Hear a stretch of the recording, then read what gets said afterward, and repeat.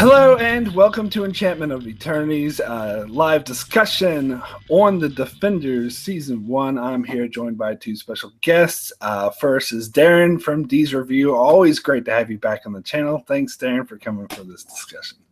Thanks for inviting me, Mark. Really excited to spend an evening chatting about the Defenders. Yeah. And also joining friend of the channel, Don Willi. Don, thanks for coming back and talk about this great show that you loved so much. Thank you very much, Mark. Yes. Well, in fact, I even went for my best Luke Cage look today with the bald head, but I'm still wearing my Agents of S.H.I.E.L.D. hat because MCU all the way. Yeah. Cool. So yeah, let's just go in and talk about the Defenders. Now, this is a show I've been really highly anticipating. I'm sure a lot of people were, ever since it was announced that all these separate shows, Marvel Netflix shows coming out, were leading up to their own version of the Avengers, the Defenders, and it didn't live up to my expectations for me. I didn't think it was quite as good as I was hoping it would be. That being said, I still liked it. I still think it was a good show. I don't think it lived up to quite the quality of the previous shows that came before it. It was just my personal opinion. Darrin, what was your opinion on the Defenders Season 1? It's great. I think we got a nice spread because I'm definitely on the more positive end of the show. While, yes, I can admit that there were a few issues, which I know that we will all go into to one length or another. I thought overall, especially coming out of Iron Fist, it was great. I loved how they kept a lot of the tone for each character. They really brought back a lot of the great color use, and I like the fact that it was a tighter story. Yes, we would have liked to spend more time, but I love how they got together, made it quick, made it intense, and got right through it. So I'm definitely on a plus side for Defenders. Cool. And Don, go ahead. Share with us your feelings on the Defenders as a whole. So my feelings are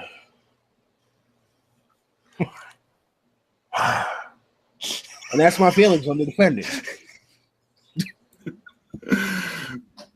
Right, so you weren't really happy with any of it at all?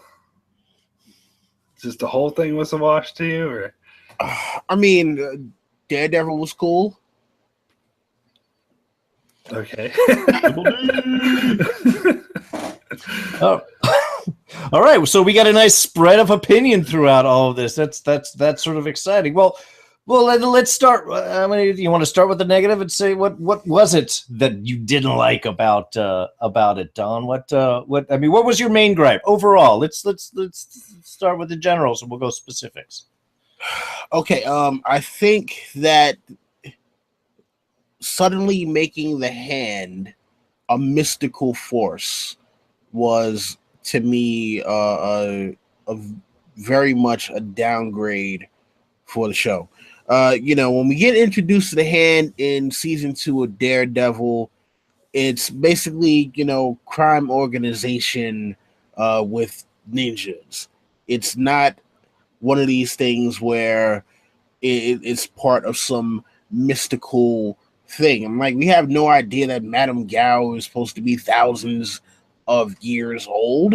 It's not in. I mean, and even in Iron Fist, the hand weren't portrayed as some mystical kind of thing. They were still portrayed as like, okay, yeah, these are people who've been trying to invade Kunlun for however many centuries, but it's still more portrayed as like a crime organization, not as like, okay, yeah, we're trying to find our way back home, or that they really had some connection, that they were that they originally came from Kunlun. So to find this out, like basically in the middle of the damn Defenders, it was like, wait, what?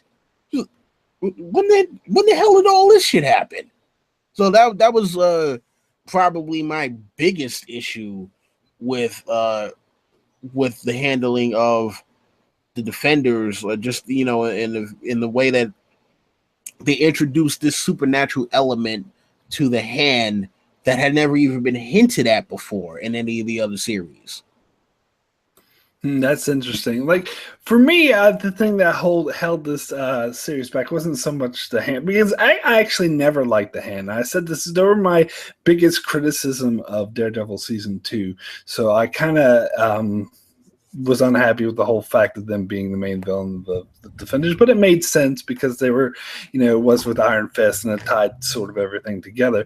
But my main issue I had is that the show felt kind of like it lost a gritty feel that it had that all the previous shows, especially like Jessica Jones and Daredevil. Like I had just finished watching Jessica Jones season 1, and that was really, really dark. That was really like adult, like kids should not watch it. It was extremely mature, gritty.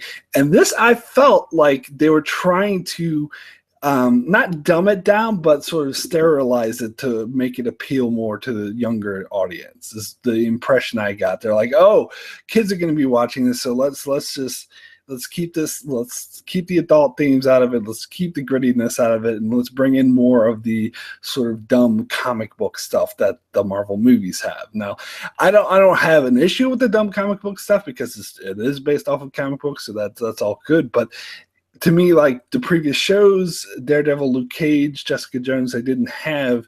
Iron Fist kind of did, but the other three, they didn't have that sort of, it's comic book. Blah, blah, blah. It was more of a serious, gritty thing, and I think that was kind of lacking for me, in my opinion.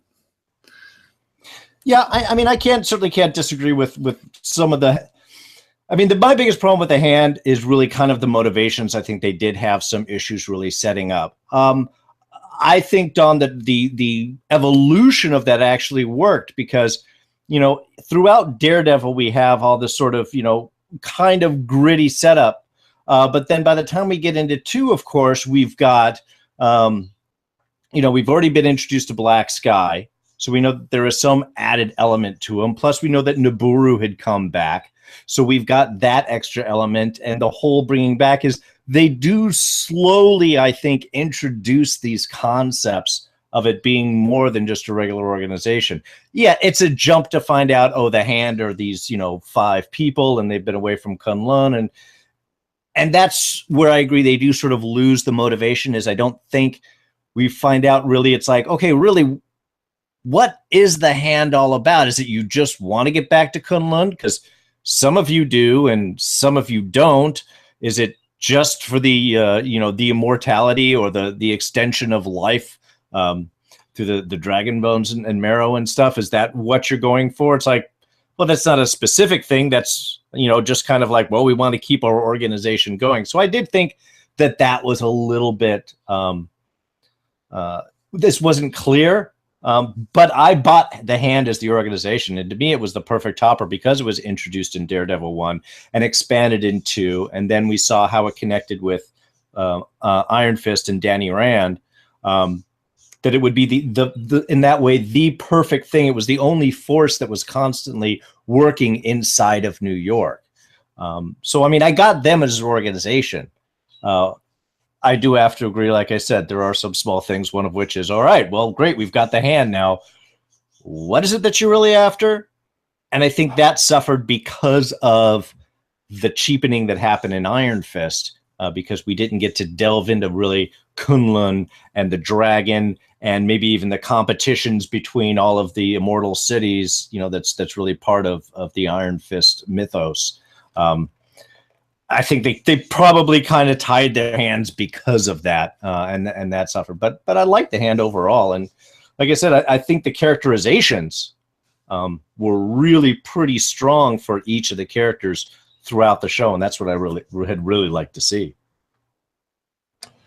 Well, look, another issue that I kind of had with the whole thing is, all right, so Sigourney Weaver's character, who they made up for the show, okay, so she's been around for a while. She watched Shakespeare's plays and she watched, dudes conduct symphonies, but we didn't really get a sense of where she originally came from, or exactly how long she had actually been alive. All we know is there's like, oh, I'm dying and I'm trying to get this damn dragon bone so I can live longer, or maybe go back to Kunlun and live forever.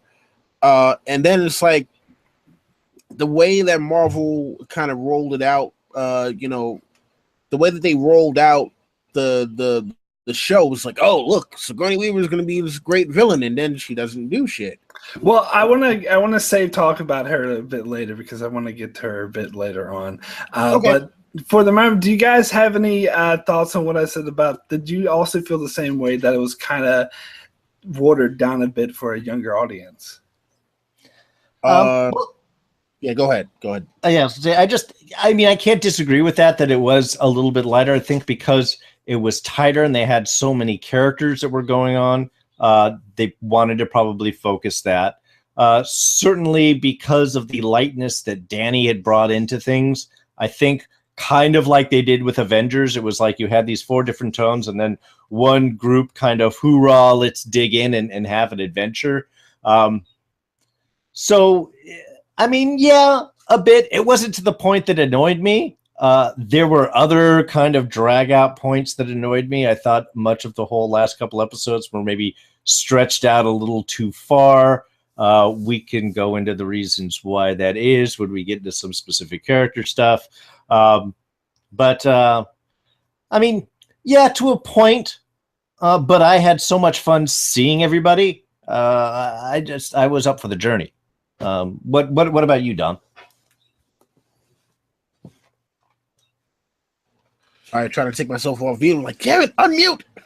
Anyway, yeah. So I do agree that they gave it a much lighter tone, and I think that for this to be a crime story, or the story of these 4 crime fighters who are taking down a large crime organization, it seemed more like they kind of ripped the crime drama element out of it, to make it more of an adventure kind of thing. And I mean, like, Daredevil season 1 was great because it had that crime drama element to it.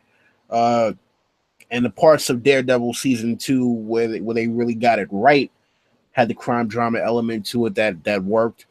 Same with Luke Cage, same with Jessica Jones. I mean, even though the Jessica Jones thing was a little bit more of a personalized story where it wasn't her dealing with an organization, it still was a thing of, you felt like this was a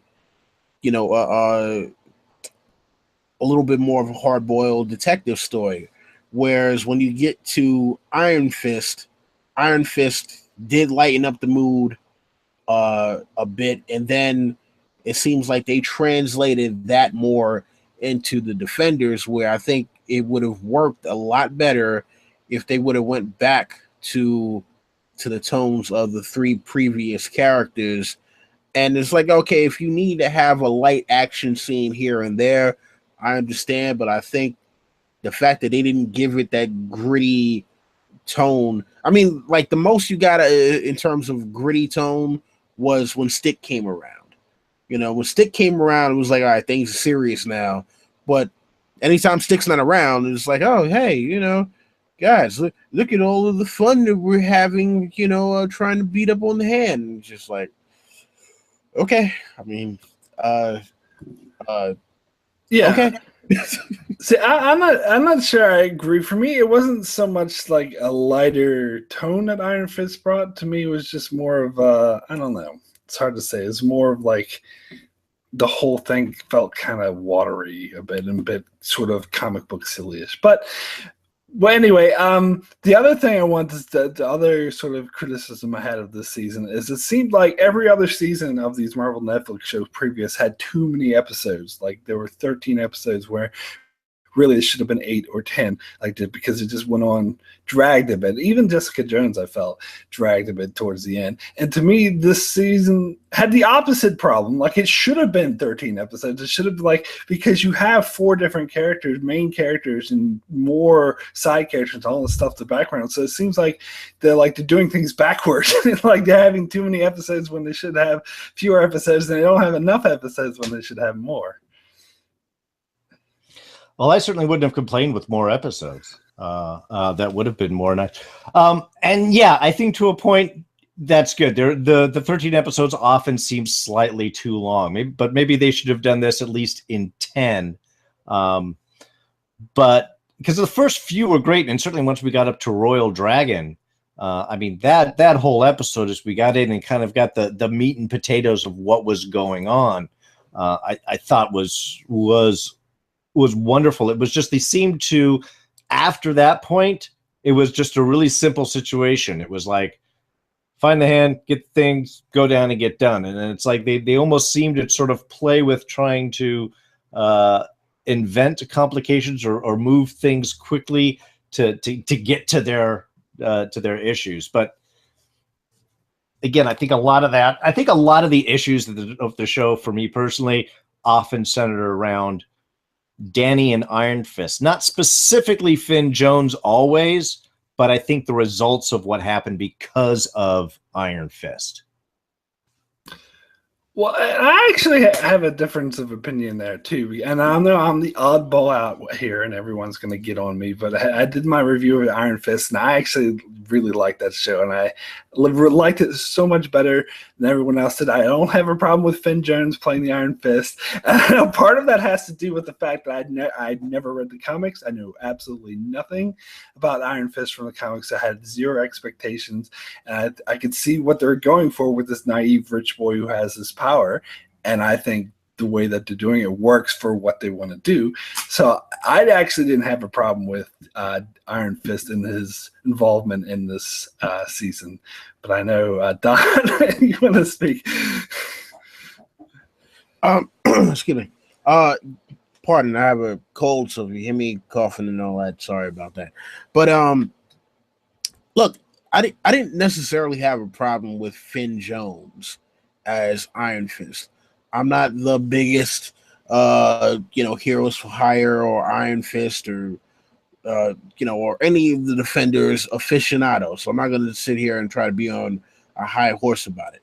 But what I will say is,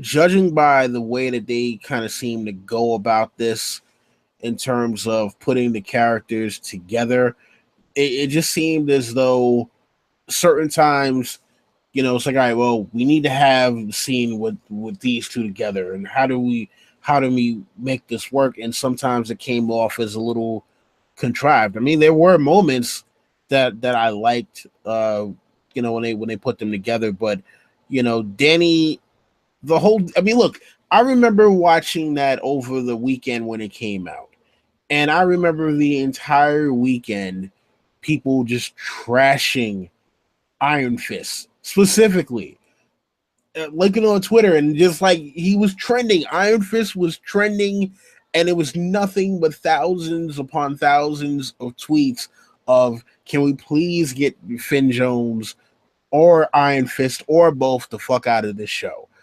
And it just seemed as though the way that they wrote his character, being that naive, and I don't know, it seemed a little insulting as a New Yorker, as someone who grew up in this city. It seemed insulting. Like, I've met, rich people that had no idea about kind of street level stuff, but they didn't come off as this fucking naive to the point where it's just like, it's 6 months later and you still haven't figured any of this shit out yet? How is this? And that's the problem that I kind of have with Iron Fist fitting into this whole thing, where it's like, he's going around talking, telling people he's the immortal Iron Fist, and they're just sitting up there like, am I supposed to know what that means? Yeah, I punched the dragon. I got this glowing fist now. Okay, yeah.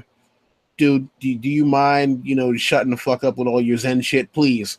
And it seemed as though he was the standout. And come on, man, like you put the tagline below you, because that's just what he came off like. He came off like a thundering dumbass, in way out of his league. Like, and I don't understand how he's been this dude who's been training to be a martial artist and training to be this great protector for the past like 20 years.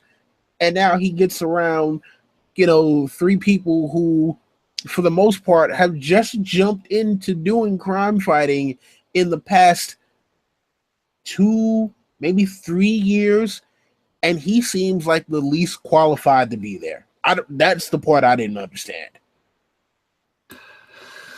I think he's definitely a thundering dumbass, but I think he served that dynamic well. And in his own show, I thought it was a really good fish out of water story. Like he didn't grow up in New York. He wasn't a New Yorker. It was very foreign to the ways, and I think that played well. And I like that dynamic that he brought to the team of wanting them. He was the thing who wanted, let's be a team, where the others didn't. I thought that was true to all of their characters. But this sort of segues into the first topic that I really want to discuss, is how you guys felt the Defenders worked as a team, all 4 of them.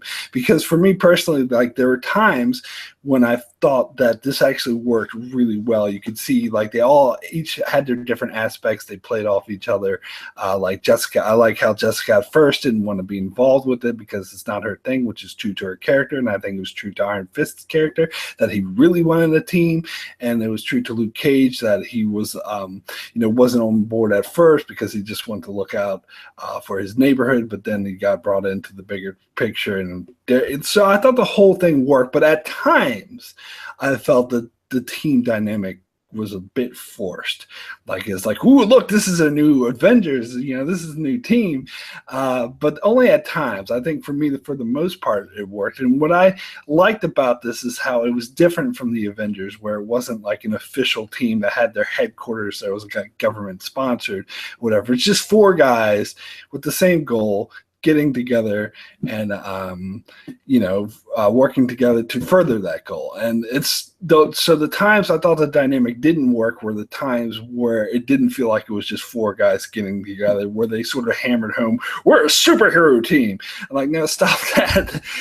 That's what makes it better than or different from the Avengers, is that it wasn't like an official superhero team. But what were some of your thoughts on that, Darrin? Well, I think overall, yeah, it worked great. I think there was a lot of points where there weren't Defenders together. Again, towards the second half, when Danny got kind of separated out, I think that affected some of the dynamic. I liked a lot of the pairings for sure. I loved Jessica and Matt Murdock together. They seemed like a very natural combination, both kind of jaded, both more on the sort of harsher end of the world. And as a lawyer and investigator, it was a perfect blend. And then when we had Danny and Luke together, I thought they were a great dynamic, certainly more optimistic side of things. I love the kind of back and forth they had. I wish there was more of it. I think by far, and I think most people tend to agree, that Royal Dragon was one of the best episodes because we had so much of those mixing dynamics, and we had the true character. We had, like you said, Jessica, who didn't want to be involved. You have Matt, who for a reason doesn't want any connection with any other group and anybody else because he's seen what happens and the threats of that around. You have Danny with his optimism. You have Luke that's kind of like, I need to protect my neighborhood, but I don't know what the heck's going on with all of these people here. I loved how they did all of that. The downside to me on that was, of course, then they were separating the group apart. And then you had to keep having this like, well, there's got to be reasons why we come back together and work together, like you said, to be the team. And I think right after Royal Dragon, that should have been it. Once Jessica had come back at the end of that, which I thought was perfect and wonderfully in character, to me, they were the team then. But then it was no, they've got to have conflict, so we're going to separate and have them argue a little bit, and then we're going to take one, and then we're going to have this sort of betrayal, but not really, and then we're going to, and then at the end we have, Daredevil with his, I'm glad we found each other, which was sweet, and I love the, Luke back at it when he's like, I'm not going to hug you. I mean, it was those were great character moments, but it was like, that should have happened before, and you should have actually had like the Defenders as a group working for the whole second half, as opposed to just, bring together, take them apart, and then we learn our lesson at the end, and yay. That was a little annoying. Again, I didn't hate it, but I love their dynamic together, and I love how they balance the individual characters. I think they did that really well. Probably feels slightly different. Yeah. So what were your thoughts on it, Don? All right.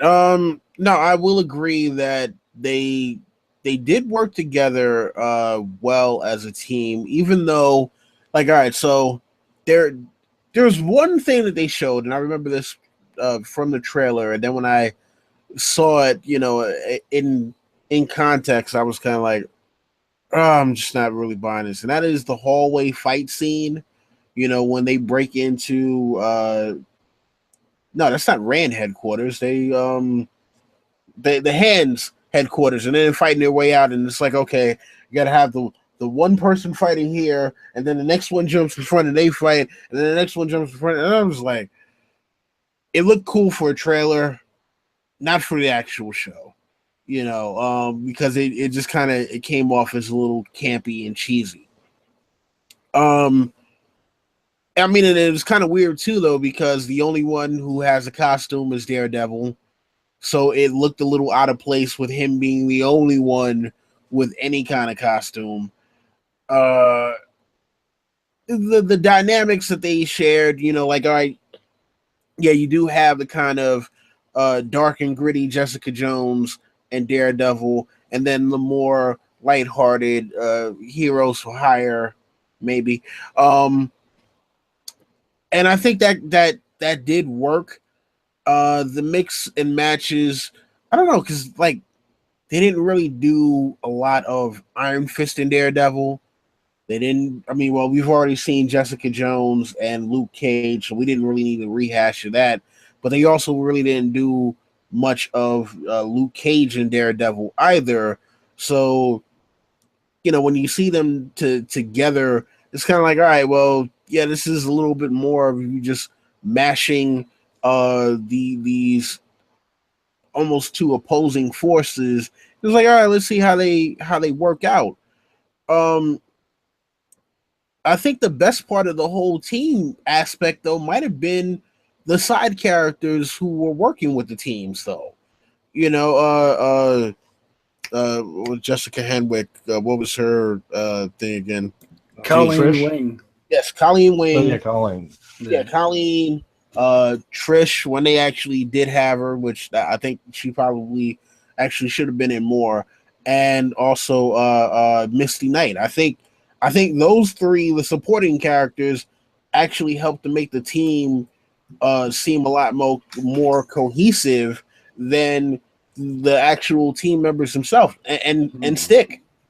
I mean, seriously, I think a better, more balanced team up might have been Colleen, Stick, Trish, and Misty.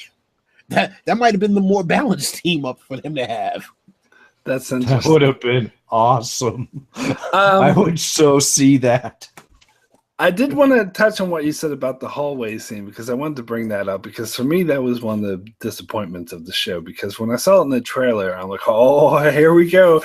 Another awesome hallway scene. And when they showed it in the show, it's like, it was such a disappointment. Like, it didn't go on for very long. It wasn't like this huge cinematic, awesome hallway fight scene that we're used to getting. It was, and I thought it would be even better where instead of just Daredevil, it would be the four heroes. But it went by very fast. And for what we got, I guess it was actually ended up to be the best fight scene of the entire series because none of the other fight scenes were impressive at all. Especially like the big one at the end that felt to me like a generic superhero fighting villains, and it felt very Nerf, like no one was actually getting killed. And this gets back to what I'm saying about how they were sort of watering things down for a younger audience. I didn't feel the stakes that I felt in other shows like with Kilgrave or with Kingpin. But yeah, I'm getting, yeah. If I may real quick, you know what a lot of this reminded me of? A video game. It reminded me of especially like a 90s side scroller game that you would play in the arcade, like the old school Avengers game or the X-Men game, or like Streets of Rage or something like that. Especially when you got to the part with the elevator, when they're trying to get out of the hole with the elevator and the ninjas are climbing up and they're, kicking them off the elevator. I was like, this is Streets of Rage. I played this game before. Yeah, I thought the fights. Fights have always been my big thing, and I have to agree. There was a lot of expectations once Daredevil happened, and that most awesome hallway fight. I think we as an audience have an expectation for it. So when they did that cool, trailer where we get the four of them fighting in the hallway, I think there was a lot of expectation going into it. But I also think it's reasonable that we should have that expectation, and part of I think there are several things I think what affected both that fight and the rest of them, and it might be what's sort of being, I am hoping, not a trend in Marvel, is maybe cheapening things a little bit, maybe not spending the time and money to make to make everything as proper and as refined as possible. I think when you've got Daredevil fighting, I think that whole team knows what they're doing. I think with Luke Cage, Mike Coulter, while he's a big, beautiful man, of the movies that I've seen him in, he's not really a fighter. He doesn't move like a fighter. Finn Jones doesn't have the training. It's been better since Iron Fist, and they did actually have a fight choreographer for Defenders, which was a big step up and a good move for that.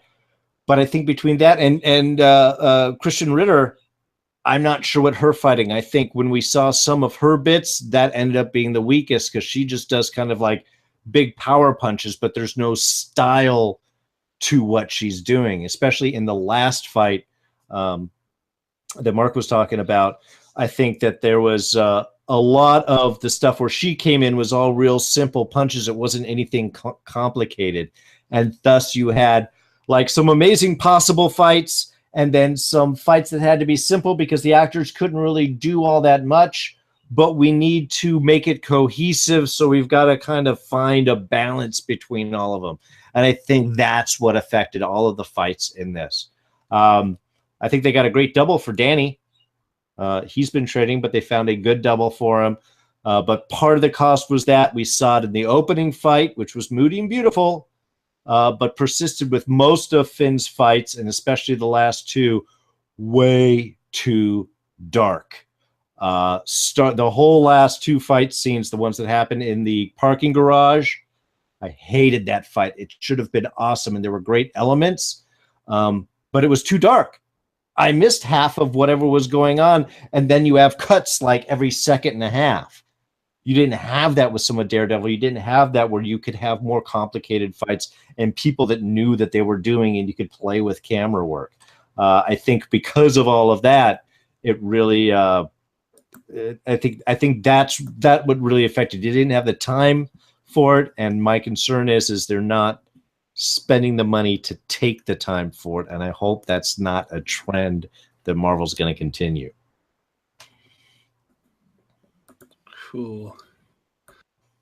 Great. So yeah, I dropped out there for a bit, so I missed a bit of the conversation, but that's okay.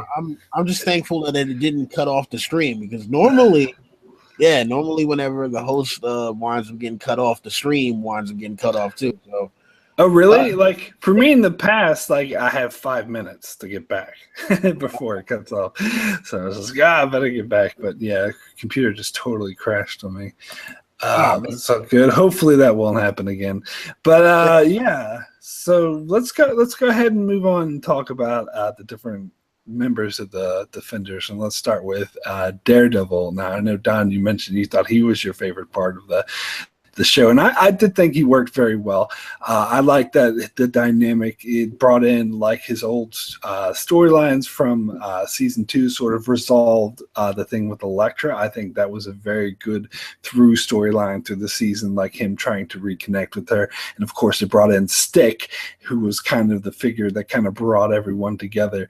And he sort of, yeah, he brought his own. I think he was almost like the Captain America of the Defenders, where he was the one who sort of tied everything together. At first, he didn't really want to be involved. He wouldn't even say his name. But by the end of it, like you mentioned earlier, he was like, I'm so happy to know you guys. And it was great seeing that sort of journey that he went through, which of course ended with his death. But anyway, so what were some of your thoughts on Daredevil, particularly Darrin?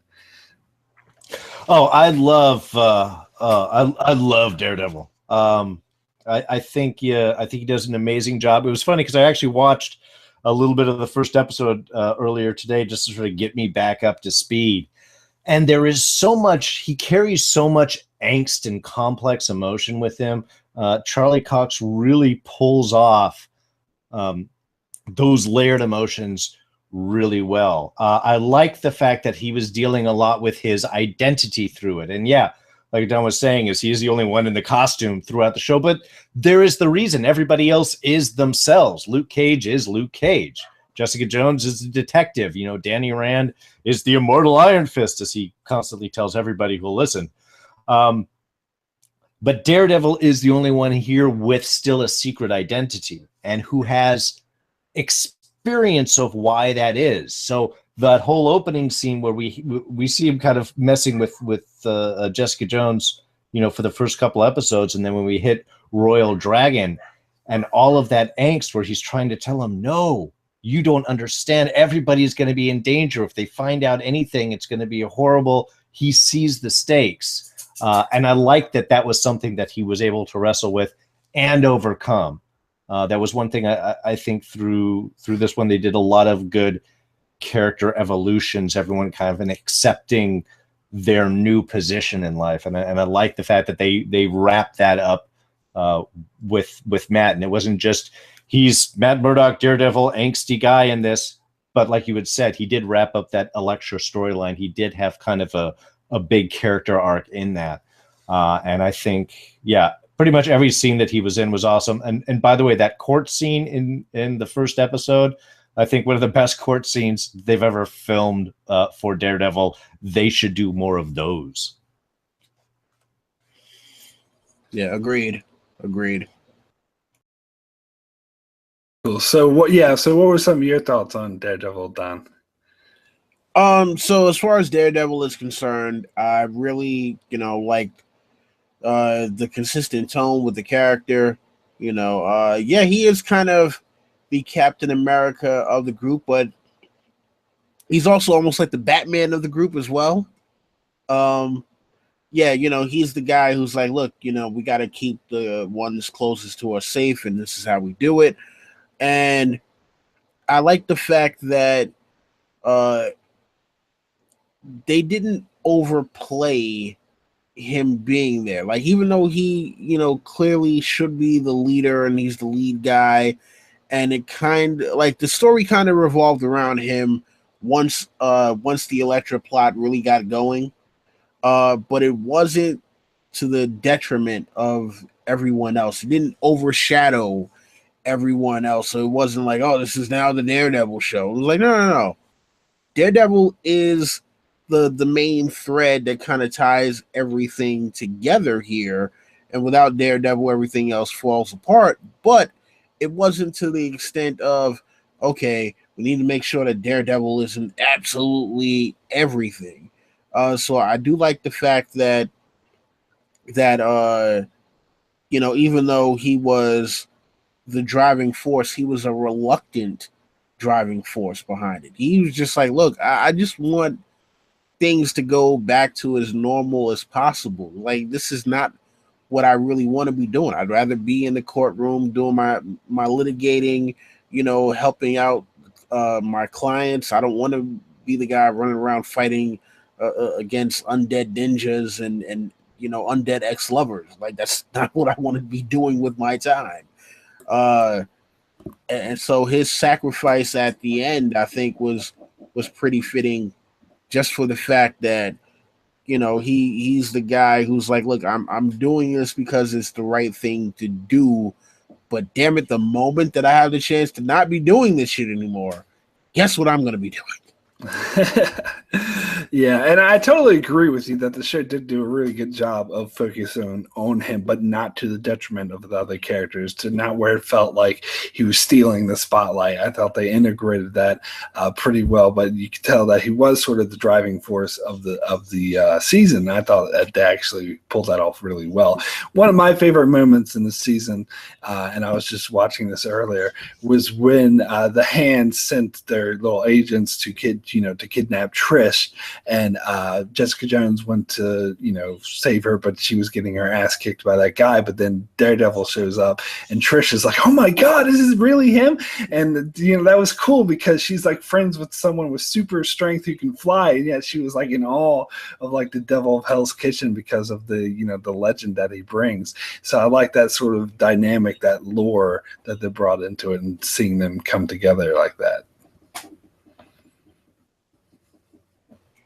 There we go.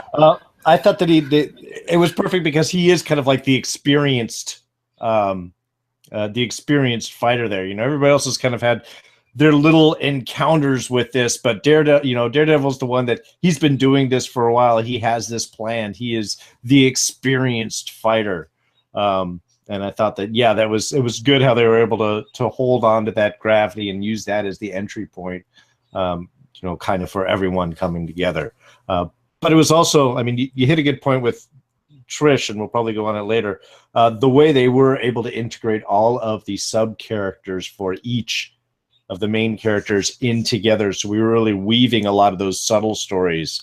I thought also they did really well. It makes me think that great, now you can have any of the sub characters in anybody else's story at this point, because they all know each other now. Oh, did we lose? Oh, he's back. Okay, good. I thought we lost Mark there, but he is back now. As I always say, technology there to fail when you need it. Oh man. I'm wondering what character he wanted to talk about next, because you brought up Trish. I loved Foggy, and the fact that it's funny because Foggy works for the law firm that mainly contracts Jessica Jones, and then I forgot exactly why they stepped out to go and bail out Luke Cage, or why they decided to take up Luke Cage's case. I don't remember why they took Luke's case. Well, my guess is that is something that came in through Claire, because Claire was the one at the end of Luke Cage that says, "I know some people."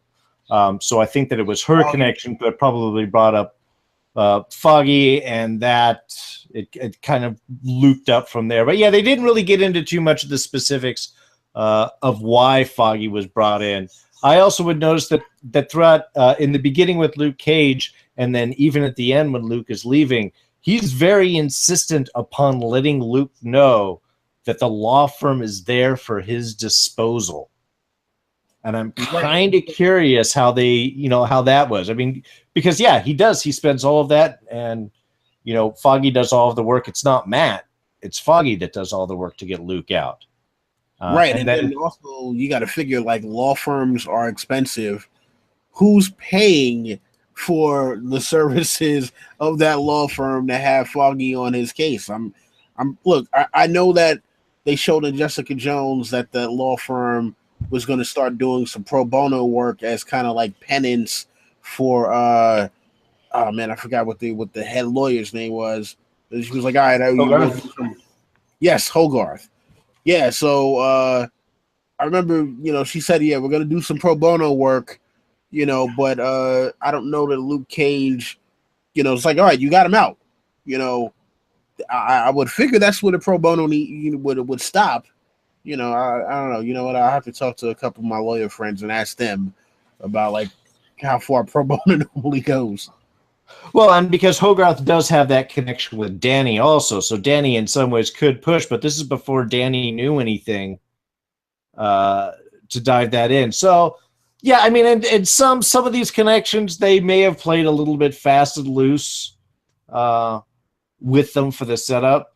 I was hoping they might have dived in a little bit more because that was one kind of bit of curiosity. I was like, why are they pushing so much, and why do they have so much power, and what is the positioning that Hogarth, Benowitz, and I can't remember what the whole extras is for behind them. Well, let's move on to Jessica. Jessica seems like the next easy step. We were talking about Trish, and then we'll backtrack if we need to. How did you like Jessica handled in this episode or in this show? Do you think did they keep her character up nice? Did you like where she went? What were your thoughts on Jessica throughout this? Jessica Jones to me was totally underused. I think you touched on it earlier when you talked about her fight scenes. Because of the fact that she didn't have the martial arts aspect to her. When it came to the fight scenes, it was just like her with the one-on-one combat. It came off as her being a little out of place when it came to that particular aspect.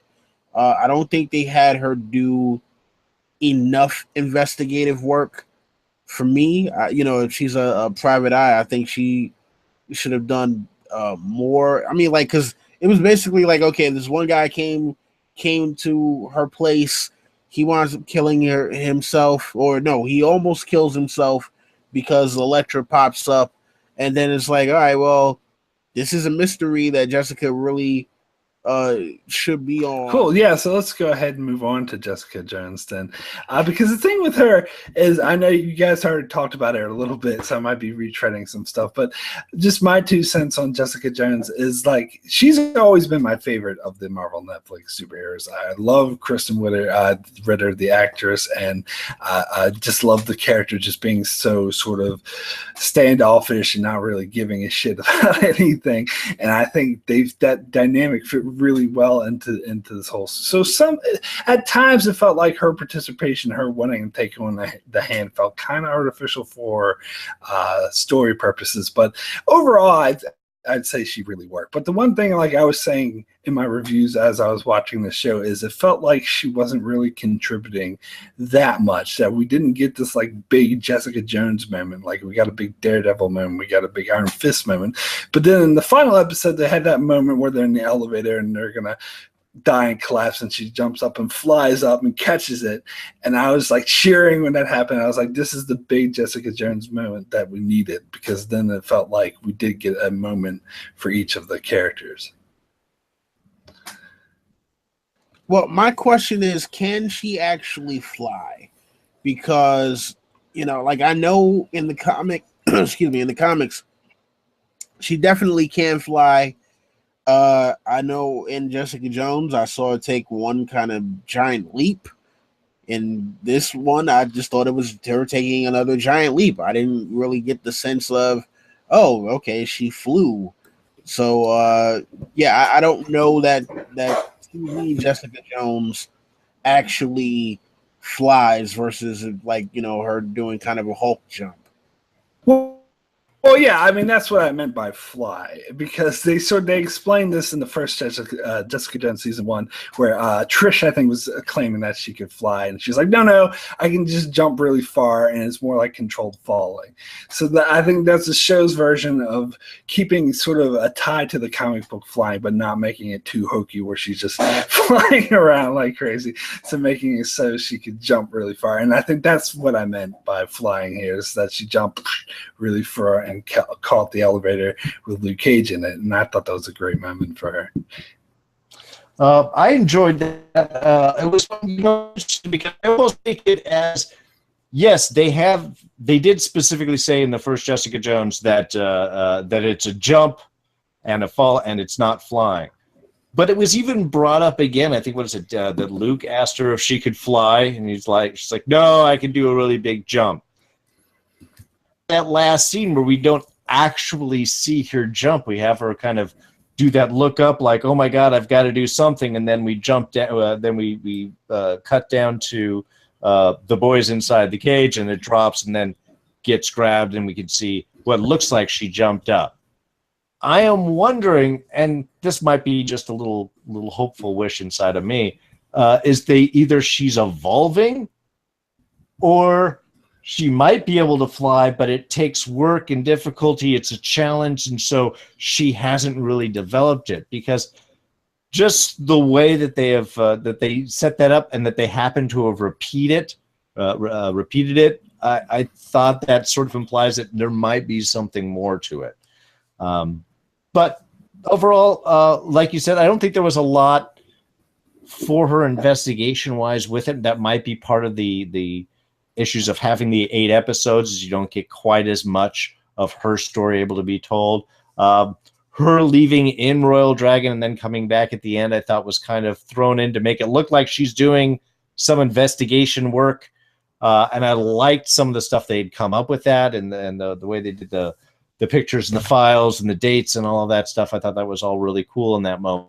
But yeah, that was one lacking. The one thing I did like with Jessica in this is when they ended it, it did seem that she had, from the beginning of the episode, she didn't want to be public. She didn't want to be, taking on more cases necessarily. And by the end of it, not only is she ready to take cases on, but they end it with the exact shot they opened Jessica Jones with her door of Alias Investigations. Obviously, when her show ahead went through that immediately afterwards. But I like the fact that they ended it as kind of like, all right, we're getting ready to set up her tale again, where it goes next. So I did like that kind of little arc within it. Cool. Yeah, so let's go ahead and move on to Luke Cage. I don't know, like Luke Cage to me, and he was kind of, I would say he was the most sort of underused member of the Defenders, in my opinion. Like I don't think we got as much of them as we should have. We did get a lot of good character moments with him and Claire, and him and Misty Knight, and I think that was good. Sort of tied those two supporting characters into the main fold.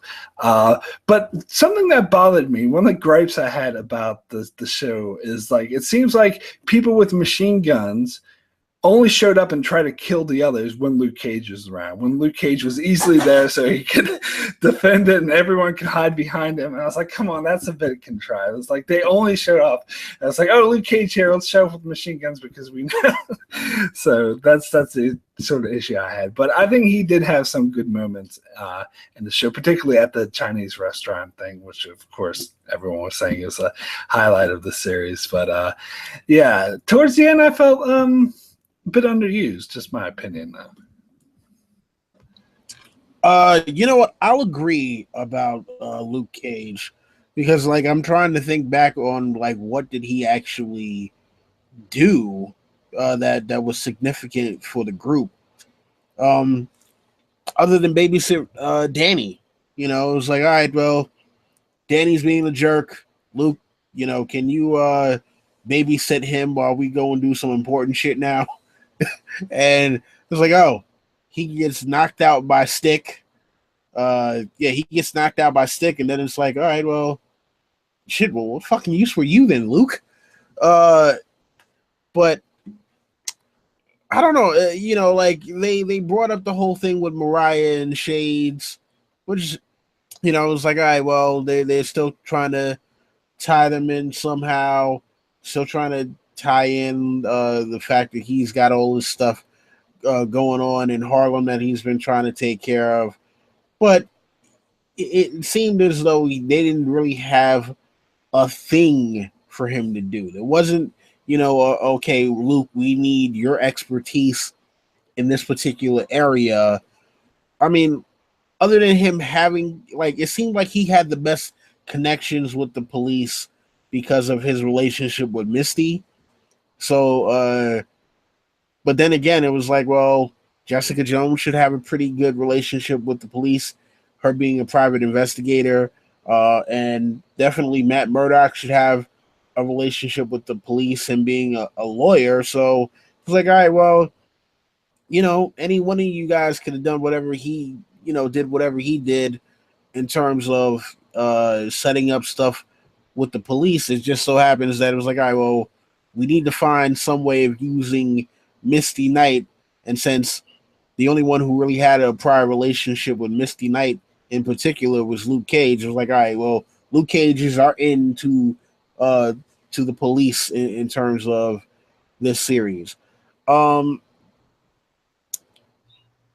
mean, Well, look, no, go ahead. Just real quick, I'll say, the one thing that they gave him was when people are going to get shot or stabbed, it's like, all right, well, we got Luke, and if anybody needs to get rescued from being shot or stabbed, Luke can stop that from happening.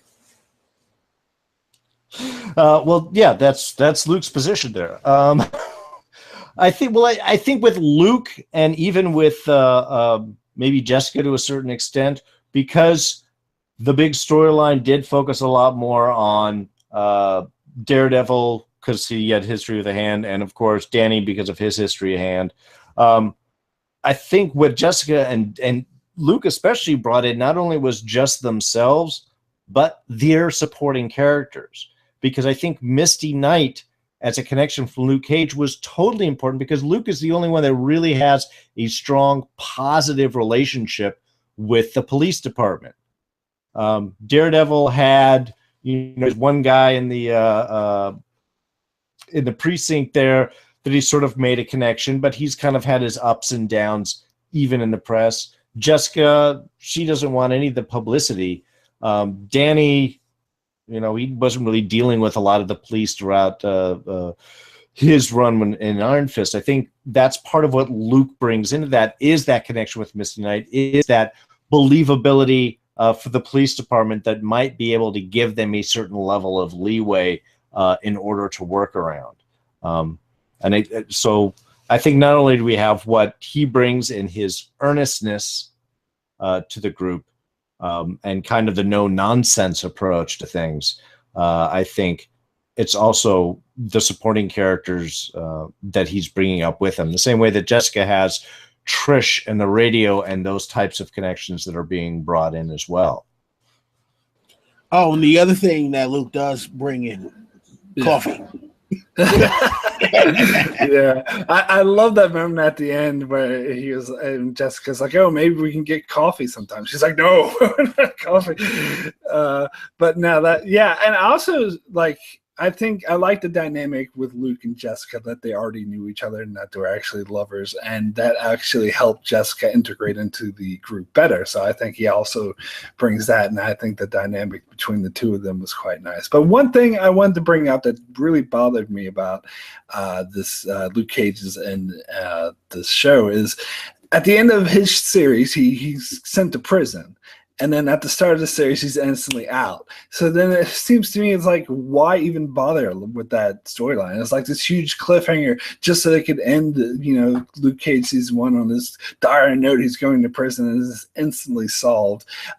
Foggy ex machina at the very start of the season. It felt kind of like a waste of time to me. But other than that, I did like what he brought to the Defenders. Maybe just a bit underused.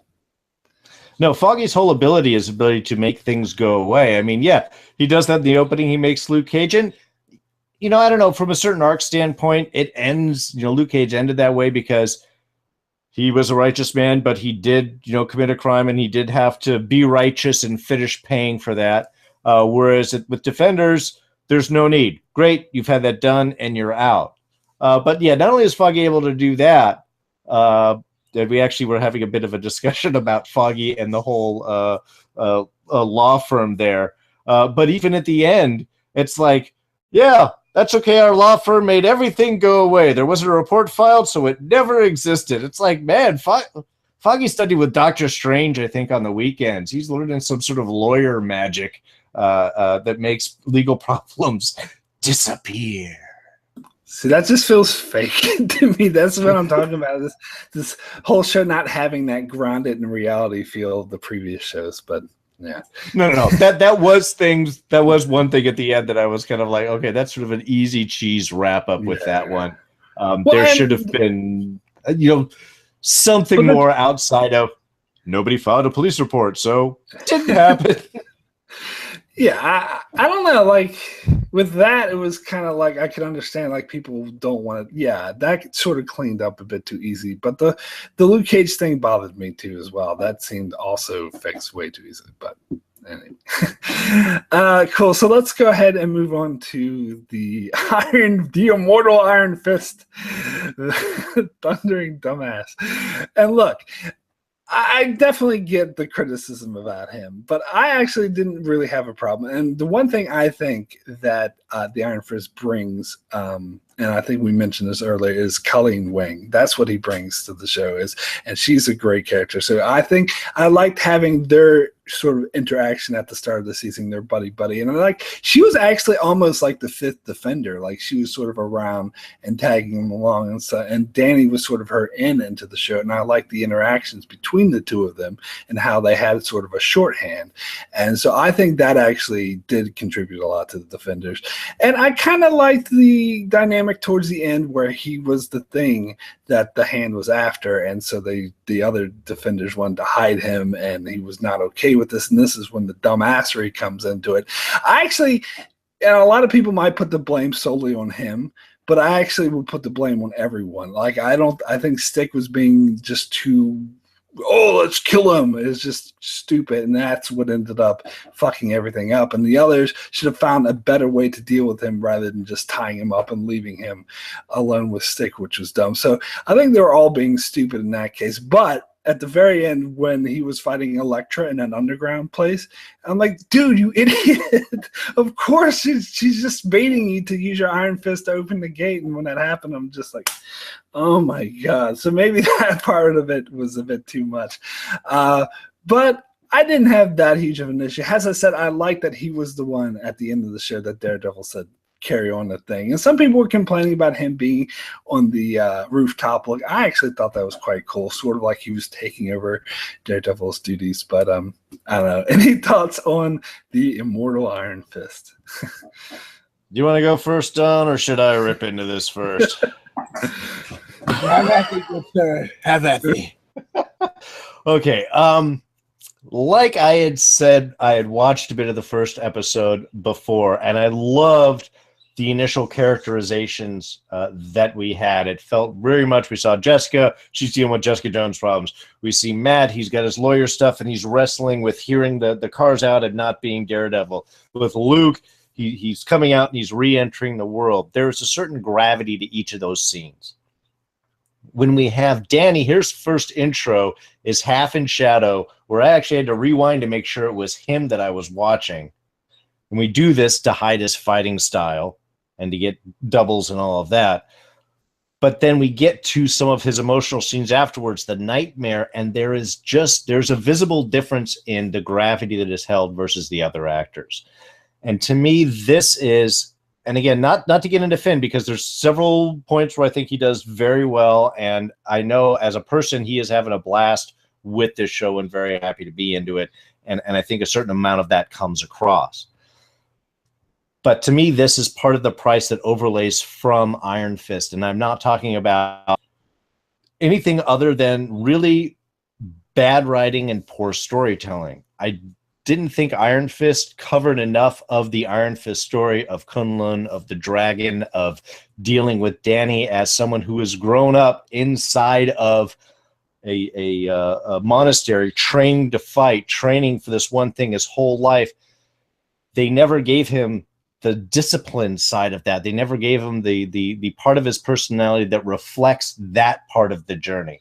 I get his naivete with the rest of the world, but there should be a certain gravitas within him of dealing with some of these things, that sort of martial arts philosophy. And I think because that wasn't set in Iron Fist and we missed a lot of those storytellings, I think that contributes to some of the weak points that go out through Defenders, because he's not as strong as a fighter and because he doesn't have the same gravity in a scene. Towards the end, they almost have to pull him away from the rest of the group in order to not have those scenes kind of pulled down. I thought it was dumb. I have to say, the one thing that did bother me, not to harp back on Matt Murdock here, don't you think the super hearing guy would have been able to hear the tied up guy escaping from his bonds? Those are moments like that. It's like you're creating a conflict here in order to get us people to fight. And I know it's not really dealing with Danny specifically on that, but that does deal with why they pull him away and they kind of separate him out from the rest of the action. And I just think because of the limitations between Finn and his fighting style and what was contributed into his character in the beginning, I think he was weaker than the other characters, and therefore that's what cost with maybe the separation at the end and kind of treating him as an idiot and bringing him down with Elektra and that whole dumb scene, which I completely agree with. I'm like, no, don't use your iron fist. She's going to like hit me and step out of the way. Ha! And you're going to punch the wall.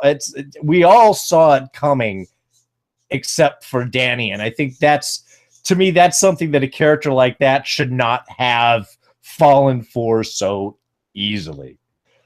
All right, Don, where do you want to go with that? So there is a cult classic martial arts film from the 1980s that I think, had they patterned Danny's character after, might have actually worked out better. And that movie is The Last Dragon. I don't know if you guys have ever seen that movie, but you have a character in there who's named Bruce Leroy, who is this kind of wide-eyed martial arts dude, and he's trying to get the glow in order for him to ascend to being this martial arts master.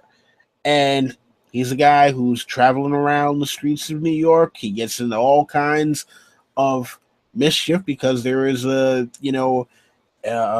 ultimate evil who also wants to get the glow and be the master of martial arts and crime and all that. And that cheesy, campy cult classic came off way better than anything that happened with Iron Fist, period, point blank.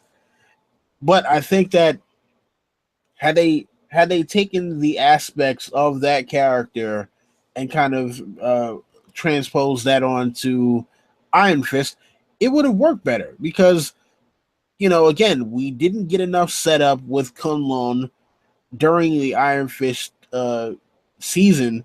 So it was just like him talking about all the stuff that he did and maybe a flashback to him getting caned once. And it's just like, okay. And now, when it comes to this thing here, I'm like, when he's having that fight with Elektra and they're trying to get him to open the gate or whatever may have you, I'm thinking, okay, is this another way into Kunlun? Because if you think about it, Sigourney Weaver's character, and I keep on forgetting what the hell the name of her character was, but she mentioned, oh yeah, there's a way for you to get back there. You just don't know it yet. So I'm thinking when they're down there, oh shit, this is going to be the way that they get back to Kunlun, is him punching the hole through this gate. And it's just like, no, it's just him punching a hole to get to some dragon bones. I'm like, okay, really? Like there was no way they could drill through this to get to the dragon bones? It had to be the Iron Fist for this? Okay. Yeah, so it just seemed like he was the tool for that. It's like, how do we keep the tool in the toolbox until we actually need him to do the thing? And then when they brought him out, it was like, again, thundering dumbass. I'm like, no, Stick was was wrong for trying to kill him. But seeing how things turned out, I'm like, he might have been in the right. So yeah, it's one of those things where, okay, so now the hand is crushed, and now Danny is going around, and I guess he's going to take Daredevil's place as being, the new Devil of Hell's Kitchen, or Iron Daredevil, Dare Fist, or the Danny of Hell's Kitchen. The Danny of Hell's Kitchen. Well done. Which Danny are we talking about now? Don, you were certainly right. He was a tool.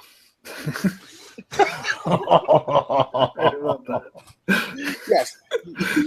For all the wrong reasons.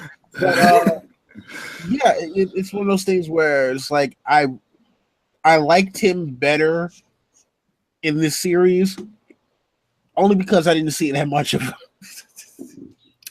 I don't know. I'm not as down on Iron Fist, the show. I actually liked him better in his own series than in this one, because I thought he had more of a character arc, and he wasn't being such like that thing with Elektra at the end. It was just like, that was just bad writing. Like, it doesn't matter which character they use. It's just to have a character be so naive, even Iron Fist. It's just, I don't know. I don't think it's Finn Jones's fault. Per se, maybe he's not that good of a fighter. I'm not sort of an expert on the fight scenes and stuff, but I think it's the writing that needs to, even if they got a different actor, they need to sharpen up the writing on the Iron Fist thing. But anyway, let's go ahead and move on to the supporting characters, and we can just talk about them all in one go, because we already touched on some of them. So there's, I have a list here. So there's Stick, there's Misty Knight, there's Colleen Wing, Claire Temple, Trish, Foggy, Karen. So we can just, all of them, we'll just talk about them in one go, and whoever, any others I forgot to mention. But the thing, another problem I had with this season that annoyed me was Karen and Foggy. I didn't really like their inclusion. I thought they could have been used better. And the thing that bothered me the most is that they seem to be treating Matt's desire to be a hero, to help everyone out. They treat him like he's an alcoholic. And they're like, oh no, he's on the sauce again.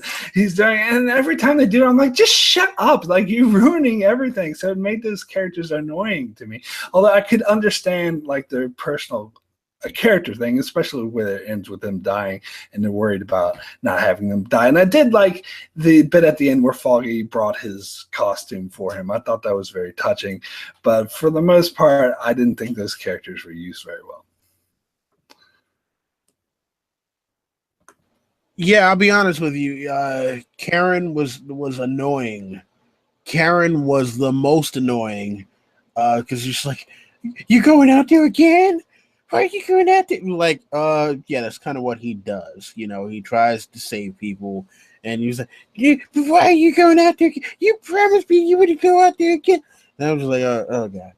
Karen, please, go somewhere, and don't ever come back, please.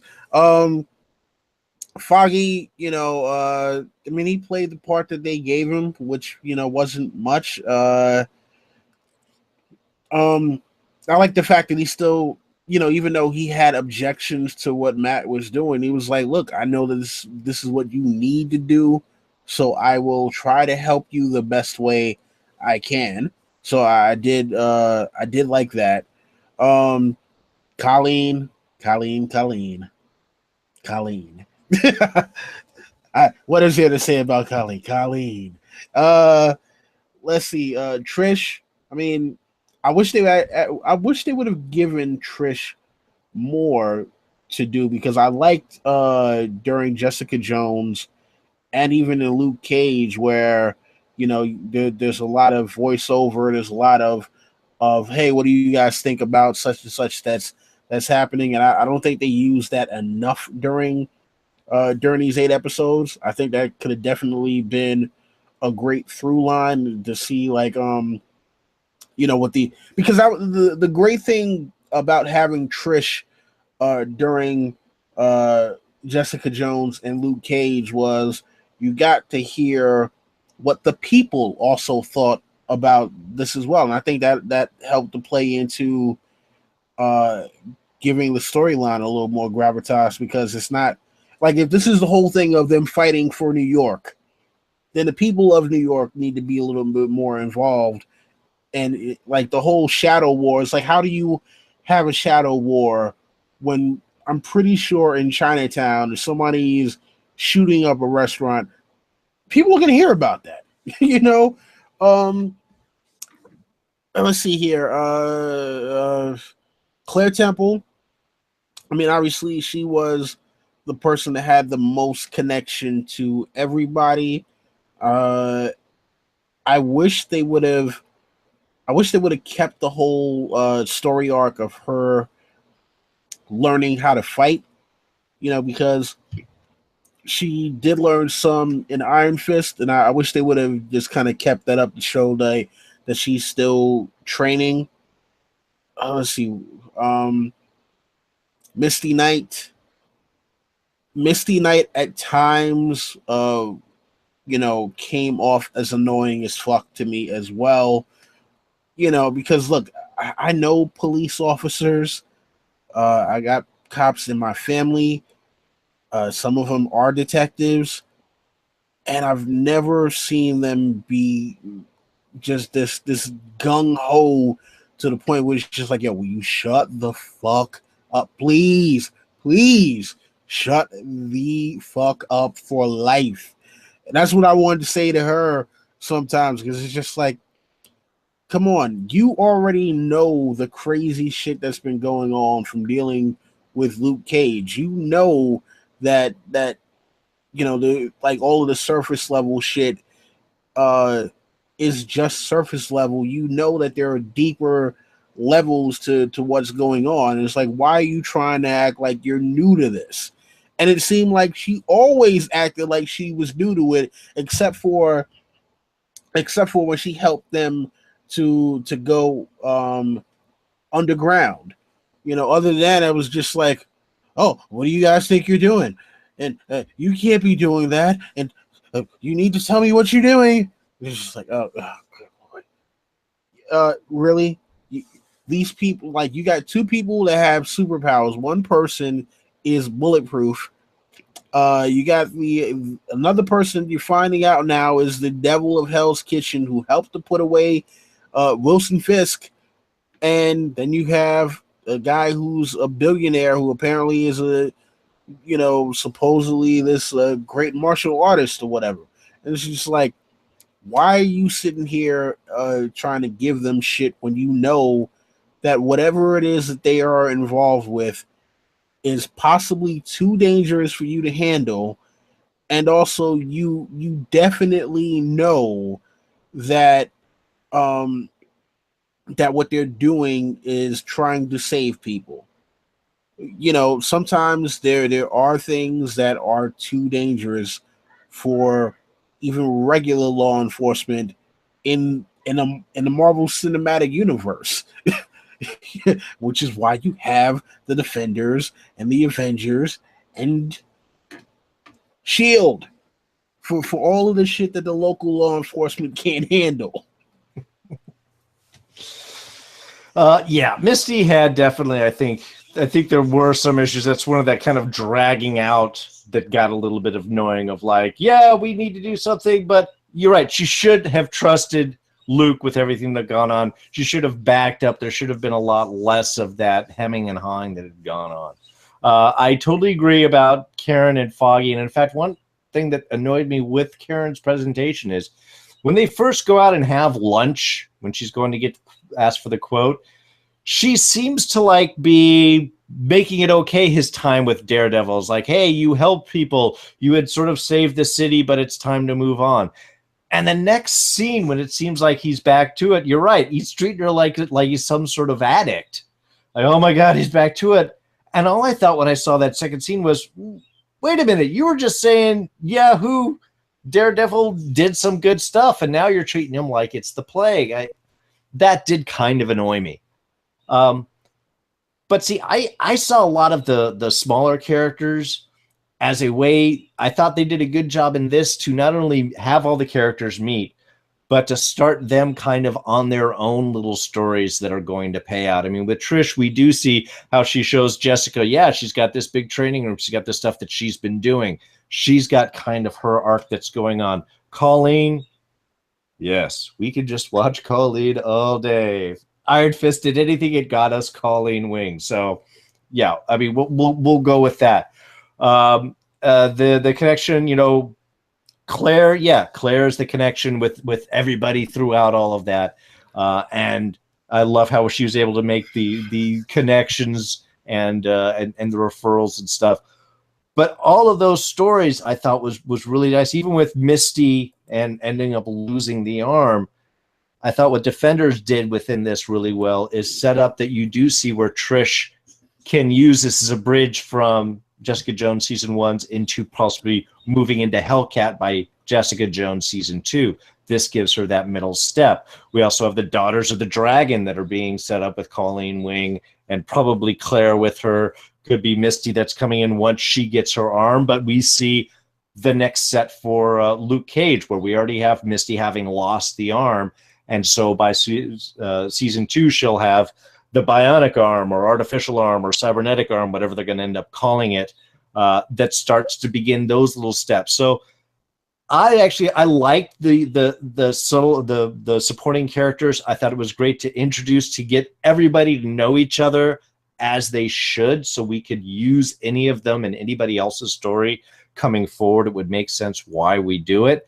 And we got to sort of push all of them on their stories, so the next time we get focused on their main character and their part within that story, they will have made a logical leap into something that can be a bit more exciting and a bit larger for their characters. So again, only 8 episodes. We couldn't have spent too much time with it, but I thought what they did with their time was nice of again, the introductions and moving those individual stories forward really well. Yeah. Oh, hi, Mark.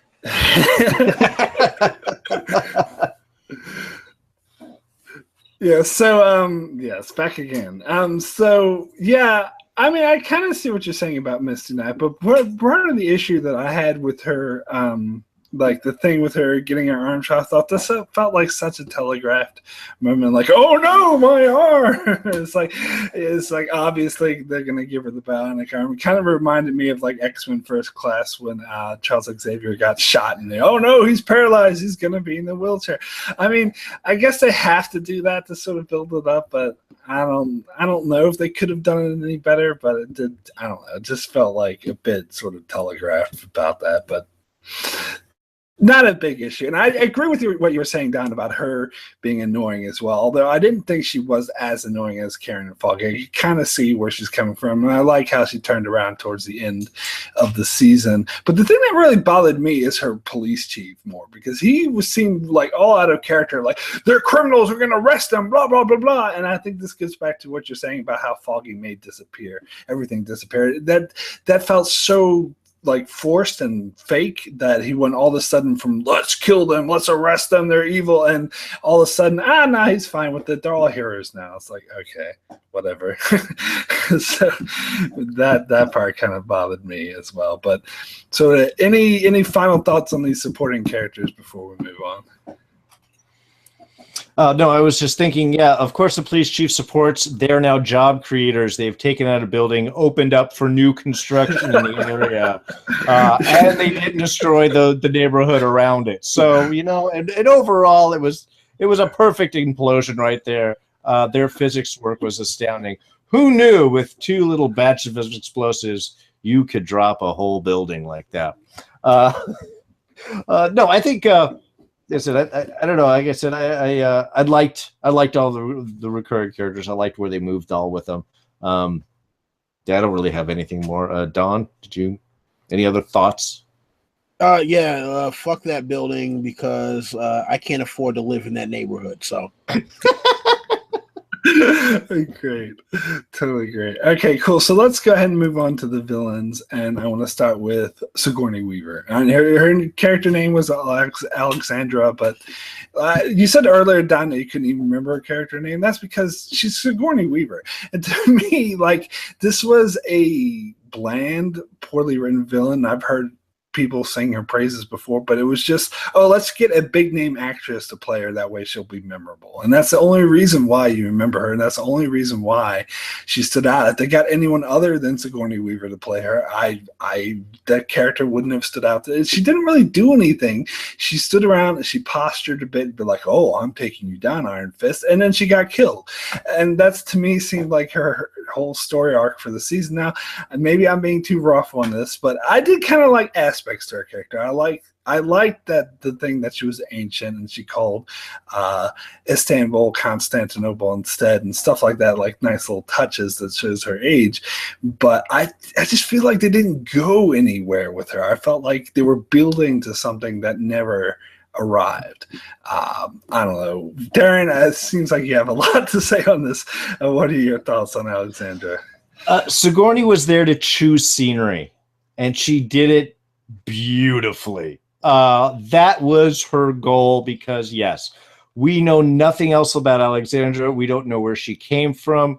She had journeyed to Kunlun at some point, but anything else about her, we really don't. And I think while her demise in some way was hilarious, just because it's that standard villain monologue that has to be taken down halfway through, and that it was Elektra and comes up. I mean, there was a certain beautiful moment in that. It almost Sith-like, because just beforehand she had opened up like, it's just going to be you and me, and we're going to take over the world. And that's what I've been missing, is not these other people. I needed like a child with me that we could move on. So there was a lot of justice happening when she went out. But outside of that, yeah, and I think that's one of the big limitations, the one shorthands of the show, is you really don't get the motivation of the Hand. I mean, it did seem like they were trying to get back to Kunlun, that's what the Iron Fist were for, that this was some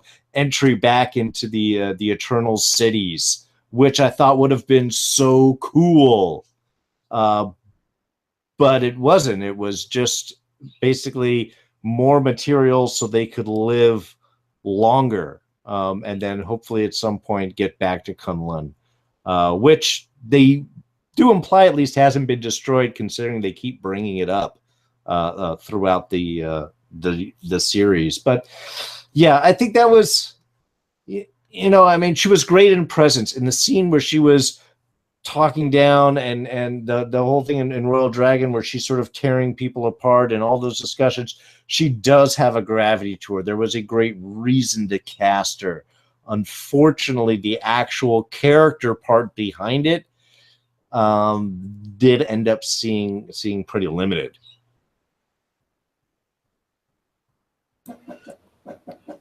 I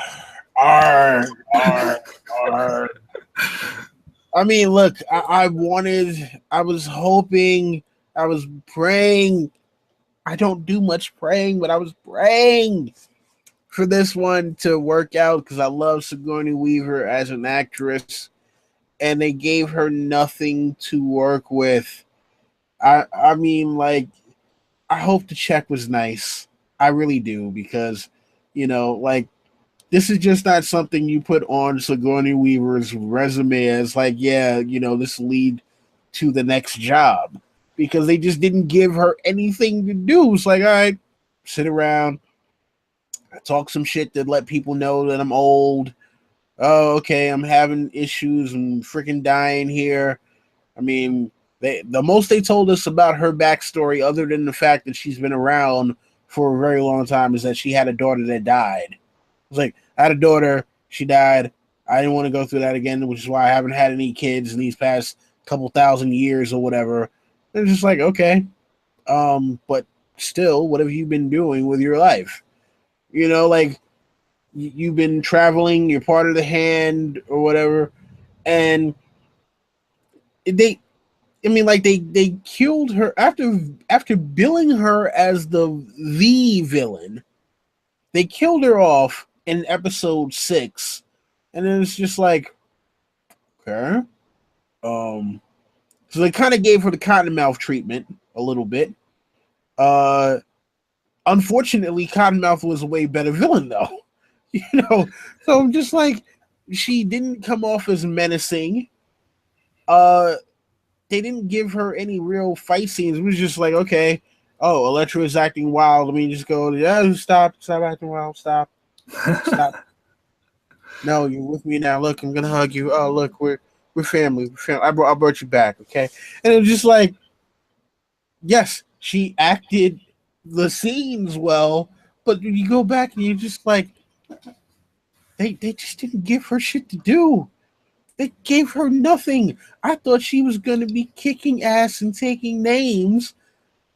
I mean, like, imagine if you would have seen Sigourney Weaver just ragdolling Luke Cage and Jessica Jones. Imagine the visual on that one. And it was just like, nope, I'm just going to sit here and I'm just going to talk. And, oh, Elektra, stop. You're acting up. Come on. See, Gal did more fighting than Alexandra did. Exactly. which is scary, yeah. And they should have had, that's one thing, they should have had at least one moment where she does some badassery before she gets killed. Yeah, the thing to me with this character is that I was okay. I was on board with this character right up until they killed her, because I thought they were building her up to something. Like, I think the way she was intimidating, the way she talked shit, the way they were building on their backstory was interesting.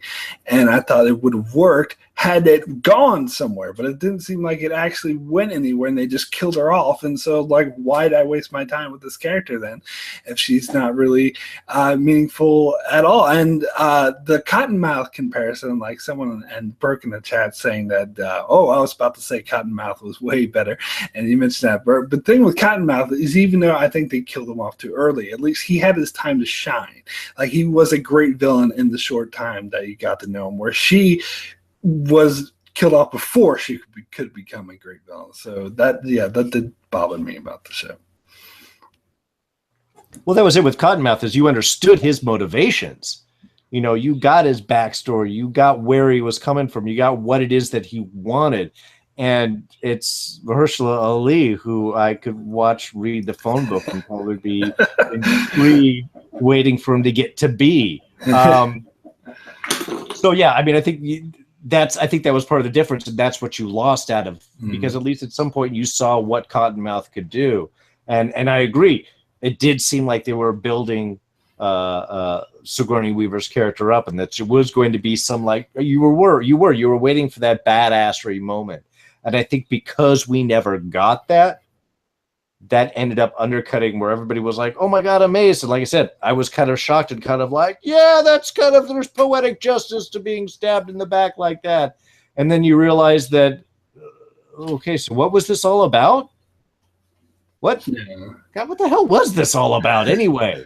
Yeah, like, Broke Black Man in the chat says that they should have had her cameo in other shows before, like have her in the shadows or something and build to it. And I think I totally agree with that, but I guess they couldn't do it because they couldn't afford to have Sigourney Weaver, because you have to pay her a certain amount for every show that she appears in. So if they, but so they could have gotten another actress, but if they did, they would have had to done this character better, because as it stands, the only reason people remember this character is because of Sigourney Weaver. Like, if it was just some no-name actress, no one would even care. But anyway, let's move on to the other, who actually turned out to be the big villain, Elektra, I suppose. And this is one thing I actually liked about the show. I think this did pay her off, her storyline well in season 2 of Daredevil, because at the end you see her die, and here you see her resurrected, but she's real of a new person. And I like they actually have resurrection, have consequences, sorry, and actually have her be like a totally different person.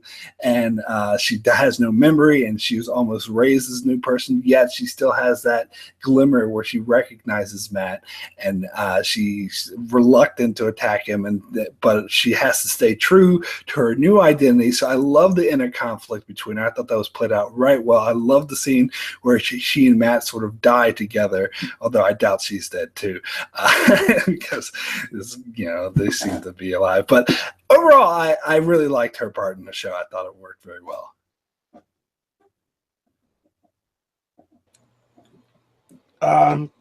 So Elektra, glad to see her back. Love the character from Daredevil season 2. And the fact that she came back changed was definitely, and I like the fact that a lot of it was her trying to find herself again.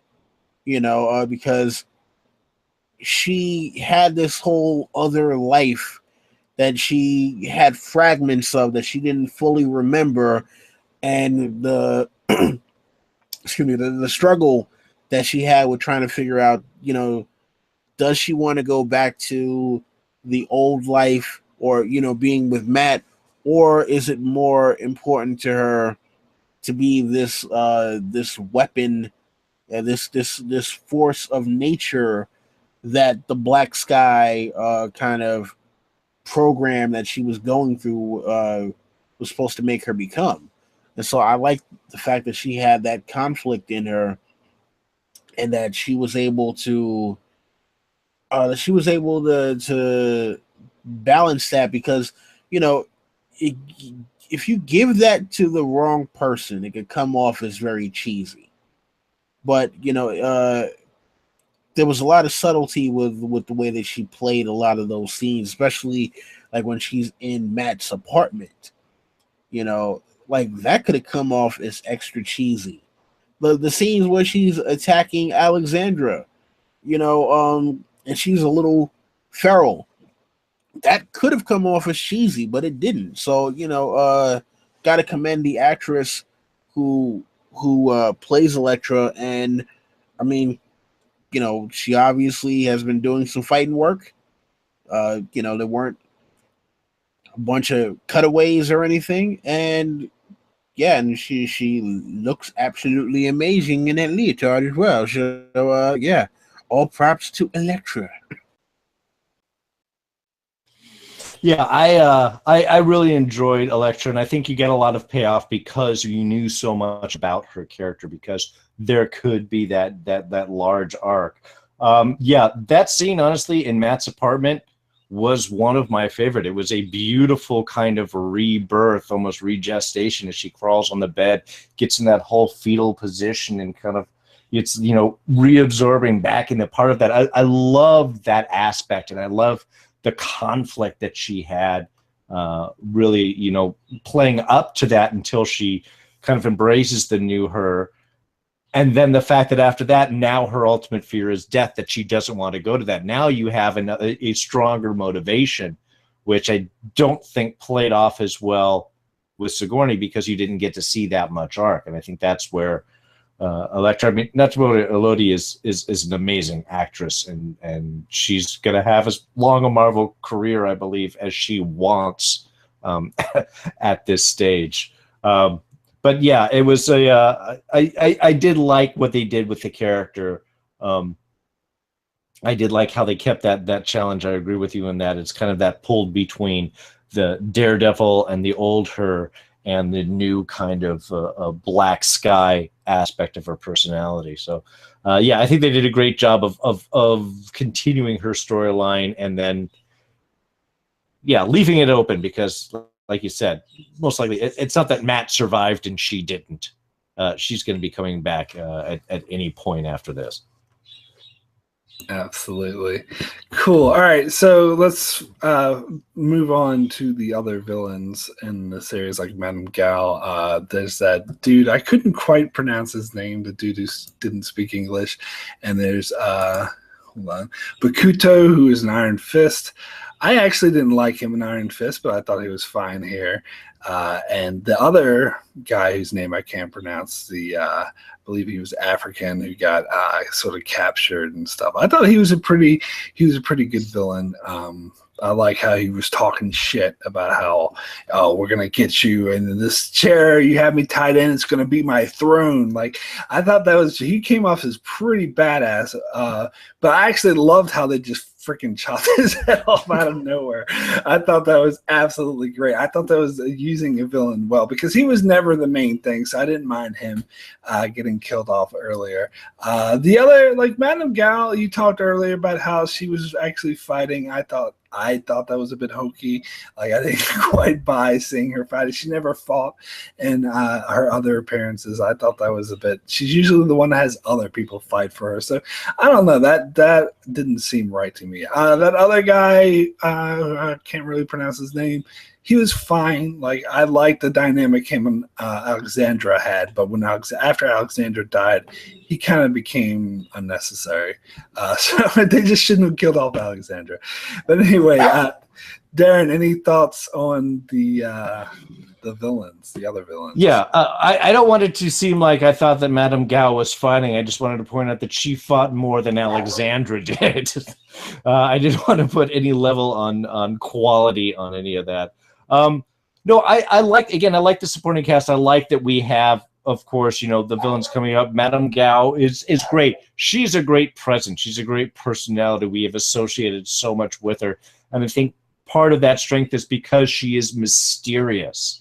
We don't know as much about her. We know sort of a little bit, but she continues. Like I said, if Alexandra, if she hadn't died, if she was more shadowy, we might have been more intrigued because we had these expectations for her. We get disappointed. I think with Gao, we don't have that type of expectation, except, can I get some more information? There's got to be more to her story. We're thirsting for every little bit was good. Bakuto, actually, I kind of liked in this because he was the one that seemed to have his own motivation. He seemed to be like, yeah, I'm doing the hand stuff and thing, but I've kind of got my own plan going on. I'm recruiting and creating my own personal base. So he did seem to at least to have some sort of second motivation for what was going on, which I thought was kind of interesting. Swande was great. He was a good introductory character. I was a little bummed he got killed. Not in the way that he did. I thought that was perfect. Like I said, I did have some issues with the scene, only in the sense that, one, I would have thought that Daredevil, Stick at least, if not Daredevil with the super hearing, could have heard him getting away. Then the fact that he was threatening Danny's life so he could escape, when they all knew that there was no way he was going to kill Danny because he was the prize the Hand was after. So while it was totally cool that he died, I was a little bummed out just because he was kind of a fun character. I loved that speech, his intimidation of the group. I would have liked to have seen a little bit more on that. And then the last guy, he was fun. I love the dynamic, the scene between him and Sigourney Weaver where he's speaking Japanese and she is speaking English. I love that dynamic. It was so much like they're just speaking in whatever they're most comfortable with, and it doesn't matter because everybody understands all of the language. I loved that little scene there. I loved his story on stalking prey, that he sort of was there for perfecting himself. You did see a bit more of a motivation, of a story behind him, which I thought was good. However, at the end, Madame Gao's the one that we know that lives, and she's the one that's important. She's the connection that we have. Certainly with Daredevil and certainly any other plans, we would figure she would be the one that would continue on. So I liked how they ended up wrapping that up. I mean, yeah, she lives just like Elektra and everyone else. It seems like the building crashed on her, but we know that it didn't. But everyone else, yeah, I liked the supporting. I liked what they sort of brought with it. With Swande, I just would have liked to maybe have seen a little bit more because I started really getting into the character before he died. But yeah, I think they did. I think they gave enough of a breadth of this organization, had enough of an individual personality, so we could see these disparate groups now coming together for a common goal.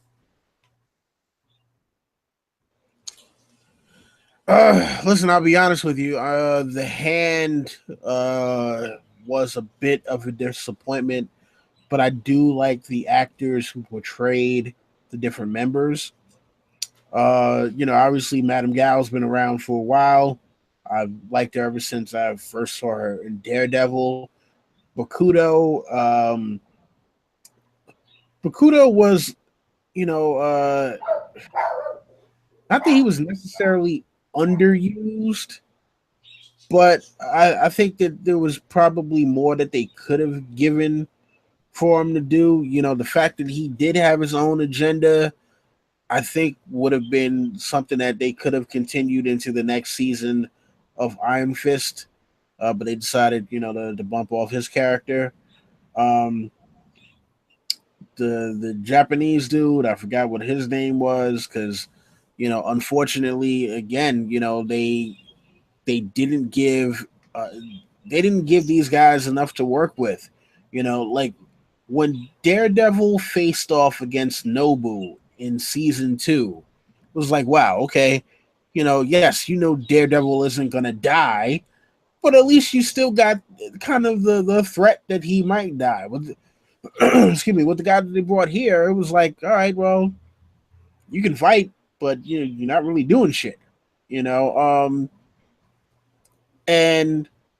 yeah, and the African dude, I mean, obviously he was menacing, and he had some skills, but again, they didn't give these characters enough to do. So it was like the only person that really came off as any kind of threat other than Elektra was Madame Gao. Because, and that's only because there was the reveal that she happened to have powers, where it was like, oh, okay, this is interesting. Where do we go with this one now? So yeah, I unfortunately, like, we always hear about Marvel villains being let downs, and unfortunately, in the place where it probably should have been the strongest, I think that not knowing the Hand's full motivation, and then also when we find out what their goal is, being a letdown, it was like, all right, well, that's what you did, and that's about all I can say. It was like, oh, okay, that's what you did. Yeah, I agree. I think this is something this season, it should have been longer. It should have been at least 10 episodes, maybe 13.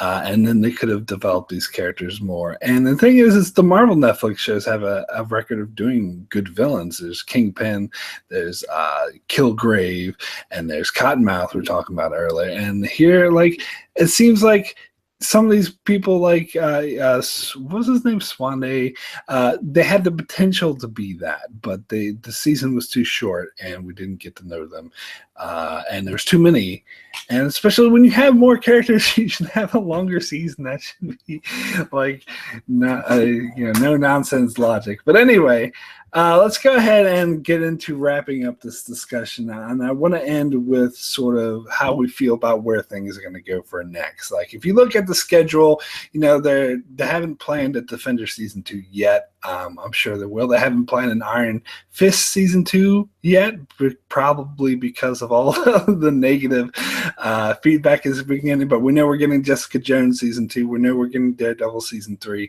I don't know. Someone can correct me if we're getting a Luke Cage season 2. I don't know if that's been announced quite yet. Punisher is the next big thing, but that doesn't really have much to do with the Defenders. But where did the show end? Like, you talked about Jessica Jones earlier, about how it ended with her like back in her private eye apartment, and so it seems like that's good setup for her. Daredevil, this seems like there's a comic book storyline he's going to get where he meets his mother, and with Luke Cage, I don't know, it kind of left it empty. So what are your thoughts on what might happen next?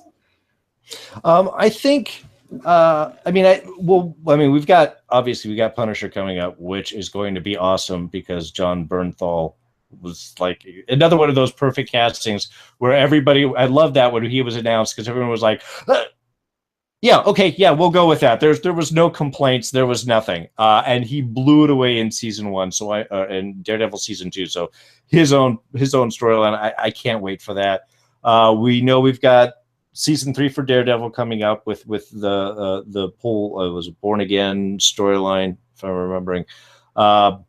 Jessica Jones is coming in. There is Luke Cage season 2 because we've seen some pictures of Misty Knight with her arm online.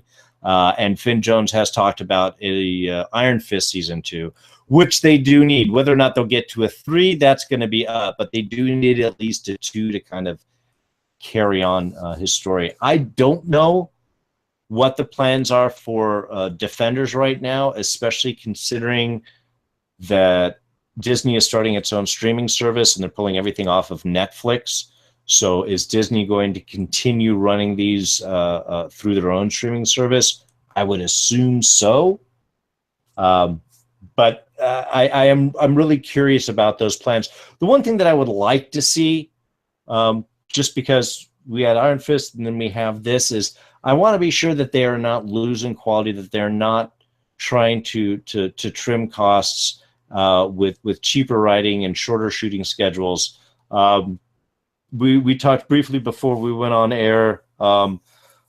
Inhumans is a disaster. I will try and say kindly. Whether you like it or not, the fact is that budgetary-wise, it's down. They wanted to go fast and cheap. The writing is horrible, and this is really a sign of costs being cut and the results of what's happening. That I am hoping that we don't get to see that in the upcoming Netflix shows, that they're going to maintain at least their own little world and universe, considering how overall successful that has been. That's one of my fears with Defenders, of maybe why it was a little bit shorter and why we didn't get as sort of fleshed out story stuff that we wanted. But I'm just, to me, that's the one thing I just want to make sure isn't happening, because the one thing that has made the Marvel universe so exciting, not just in films, but especially in these Netflix shows, is the amount of attention to detail, to color, to storytelling, to writing, seemingly taking their time and doing it right. And as long as they continue to do that, I'm going to be on board with whatever they do. If they start undercutting that, then I'm going to be a little... Yeah, I just wanted to speak real quick to the Disney pullout from Netflix, and I may be wrong, but from my understanding, and I've heard someone explain this to me, is that these Marvel Netflix shows are sort of a joint venture between Disney and Netflix. So it looks like, and this could change, but they'll probably just stay on Netflix. But Disney's pulling all of their other independent stuff from Netflix, like their Disney movies and the Marvel movies. But I think the shows might stay. But I don't know. That remains to be seen. Also in the chat, Broke Black Man has pointed out that there is Luke Cage season 2 has been confirmed. And also they said Jessica Jones season 2 is coming out after Punisher. And he says that Kilgrave was spotted on set. And I hope that's just for a brief flashback scene, because as much as I like Kilgrave as a villain, I think they need to move beyond that. I think Jessica Jones needs to do her own thing, have a different storyline. Otherwise, it will seem kind of like a retread of stuff already done. But anyway, Don, what are your thoughts on what's coming next? Well, if Disney does pull the Defenders and the surrounding characters from Netflix, well, I guess Luke Cage won't be having any more coffee. But other than that, I'm excited for Jessica Jones season 2.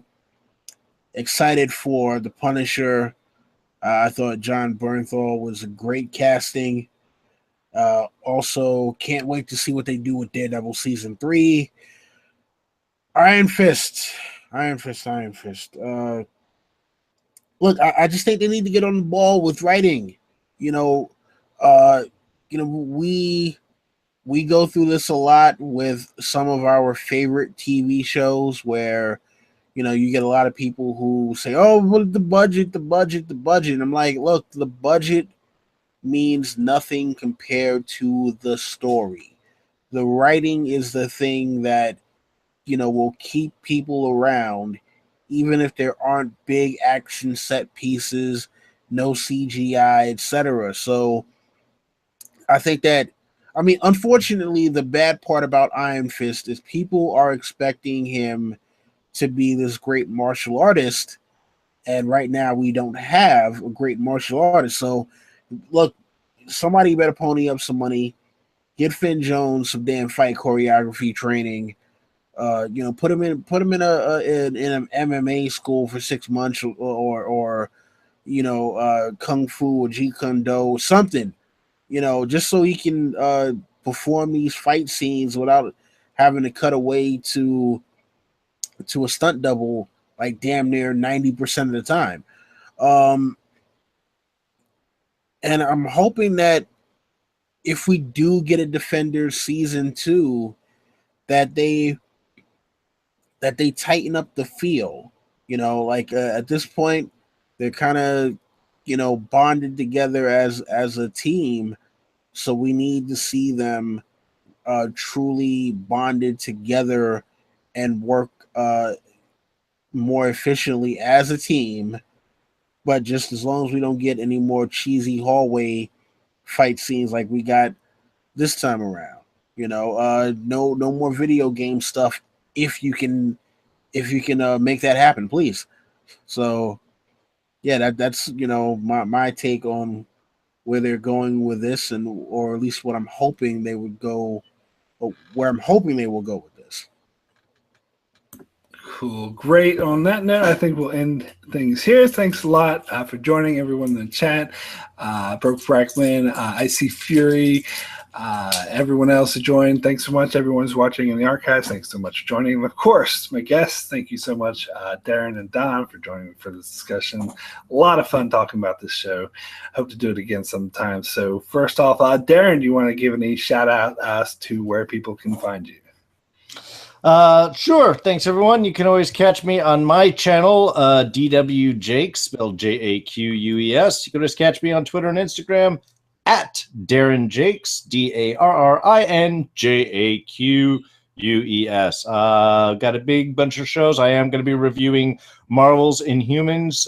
You can already hear about how much of my issues I have with the show on my channel. Plus, there'll be new ones coming up. Also doing Dirk Gently's Holistic Detective Agency Season 2 and Mr. Robot Season 3. So really excited to see those two. And then thanks, Mark, again, as always, for having me on. Always a blast chatting movies and shows with you. And just always look forward to whenever we get to hang out. Cool. Right. And Don, where can people find you? You can find me on my channel, a Don of Ice and Fire. You can always also find me on the Hypes Watch channel. And in fact, I think we have a reread this Saturday featuring a very, very special guest. So if you guys happen to, be around, make sure to check us out. I will be here tomorrow. That is September 14th, 8 p.m. Eastern, to do my weekly Ice and Fire opinion. And this one was a subscriber request, and that is hot pie, everyone's favorite baker. And I am working on the follow-up to Case Against Dan and Dave, this time with absolutely no book references, so this way I don't have to hear any of you show thoughts in the comment section. The books, I don't care about the books. Yeah, well, we don't care about you either. All right, so you're gonna get this work. Great, awesome. And for those of you who don't know me, finding me for the first time, I'm Mark. My channel is Enchantment of Eternity, says so right here. And thank you so much. So you can find me. I'll be doing Star Trek reviews here and there. Also gonna do some talking about books. I'm reading the books for the show The Expanse at the moment, so I'll be doing some video comparing the show to the books leading up to season 3 of The Expanse. And The Expanse, in my opinion, is the best show on TV right now. So if you're not watching it, definitely need to check it out. I'll be covering that a bit more. Also, like Darrin, I'll be covering Mr. Robot Season 3 when that comes out. Quite excited for it. I hope this time is better than Season 2. And also Star Trek Discovery. Of course, you Star Trek fan have to be covering Discovery. It's another thing I'm hoping will not disappoint, but we'll see. We'll see. Alrighty. Cool. Thank you guys so much. Thanks everyone for joining me, and we will see you next time. Bye, everyone. Thanks.